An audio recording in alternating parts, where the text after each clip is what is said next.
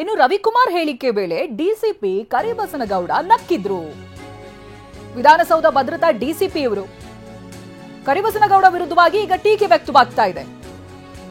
ಟೀಕೆ ವ್ಯಕ್ತವಾಗ್ತಾ ಇದ್ದ ಹಾಗೆ ಸಿಎಸ್ಗೆ ಡಿಸಿಪಿ ಕರಿಬಸನಗೌಡ ಸ್ಪಷ್ಟನೆಯನ್ನ ಕೊಟ್ಟಿದ್ದಾರೆ. ಶಾಲಿನಿ ರಜನೀಶ್ ಕಚೇರಿಗೇನೆ ಹೋಗಿ ಸ್ಪಷ್ಟನೆ ಕೊಟ್ಟಿದ್ದಾರೆ. ಅವತ್ತು ನಡೆದಿರುವಂತಹ ಘಟನೆಯನ್ನ ವಿವರಿಸಿದ್ದಾರೆ. ನಾರಾಯಣಸ್ವಾಮಿ ರವಿಕುಮಾರ್ ಧರಣಿಗೆ ಮುಂದಾಗಿದ್ರು. ನಿಮ್ಮ ಕಚೇರಿ ಮುಂದೆ ಪ್ರತಿಭಟನೆ ನಡೆಸೋದಕ್ಕೆ ಮುಂದಾಗಿದ್ರು. ಧರಣಿ ನಡೆಸೋದಕ್ಕೆ ಮುಂದಾಗಿದ್ದವರನ್ನ ನಾನು ತಡೆದಿದ್ದೆ.